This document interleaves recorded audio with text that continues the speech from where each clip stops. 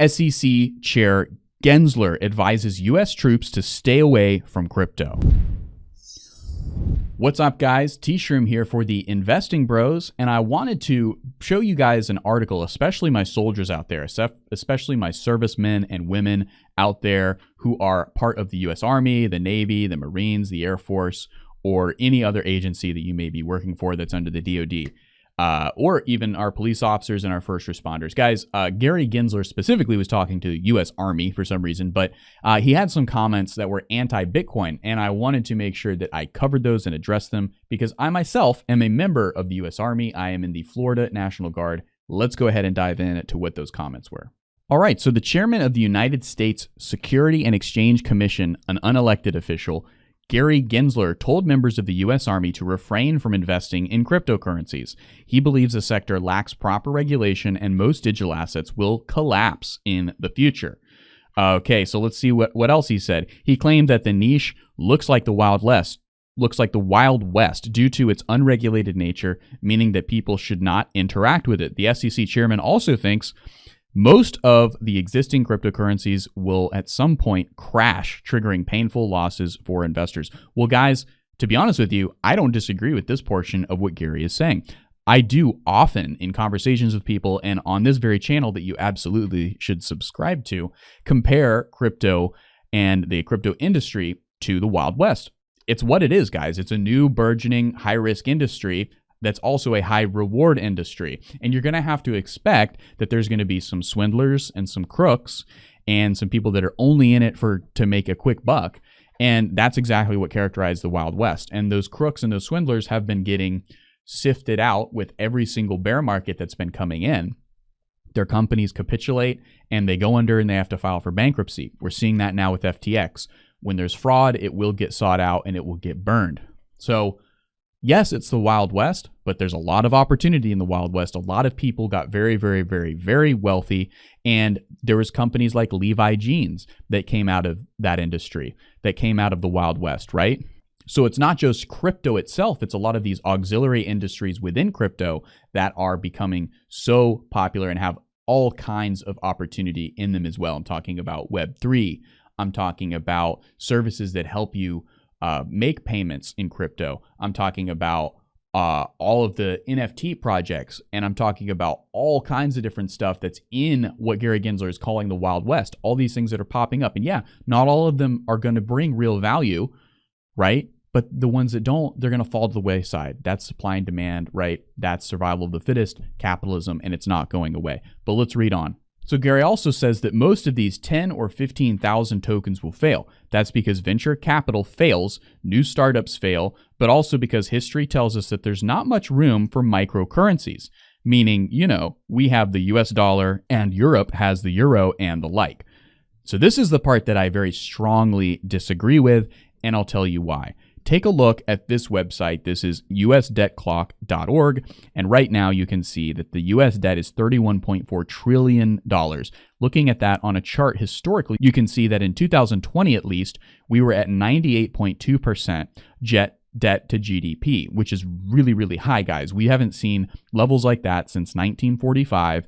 And that was the end of World War II. We obviously needed that amount of spending to be successful in that war. It's very arguable that we did not need to do the same amount of spending to achieve coming out of 2009 and coming out of the global pandemic known as COVID. But the reality is that this is where we are. And if you look at an updated version of this ratio, it's 123.6% is the nominal debt to GDP ratio, and that's of September 2022. So when Gary says there's not much room for microcurrencies, meaning, the US dollar and the euro, I would have agreed with him in 2010. But Gary, we're in a totally different situation than 2010, okay? We're in a crazy amount of debt to our GDP. And so it's not necessarily clear that the US dollar has much longer to live. Do I want the US dollar to go down? No, I don't want it to go down in a way that would completely crash economies and devastate families. But I do think that Bitcoin is better money. And I do think that there are cryptos out there that will eventually replace the euro and the dollar.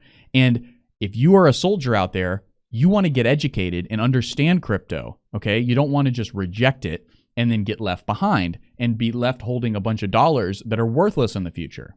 So Gary, while that point may have been valid in the past, it's no longer valid because we're sitting in unprecedented times of debt to GDP up to our eyeballs, and we don't know what the future holds for our currencies that are tied to this debt-based system. But let's read on because there is another member of the SEC who had some more to say. SEC Commissioner Caroline Crenshaw also joined the discussion, stating that cryptocurrencies are well known for being involved in fraudulent schemes. She said they claim to be transparent. What's on the blockchain is transparent, but the rest of what's there is not transparent. And I think there have been examples of that recently, she concluded, obviously referring to FTX. But here's the thing, guys. Caroline Crenshaw is actually somebody I agree with on her comments because, yes, there is a lot of new transparency that crypto brings, but there's also a lot of snakes in the grass. There's a lot of snakes, oil salesmen that are just trying to make a quick buck in this Wild West industry. We've talked about it, but guys, the solution to that is not ignoring crypto or banning crypto or totally just forgetting about it and just trusting only in the dollar. What you need to do is subscribe to channels like ours, the Investing Bros, and all of the other channels on YouTube and in the internet in general that are promoting crypto and striving every single day to get to the bottom of what crypto is valuable and what projects are complete fraud. And we do that every single day on our live stream and on this channel. And we try to be a guide for people, and especially people in the military, as I myself am in the military. And we try to be a guide for those people and provide high quality insights and information into this industry.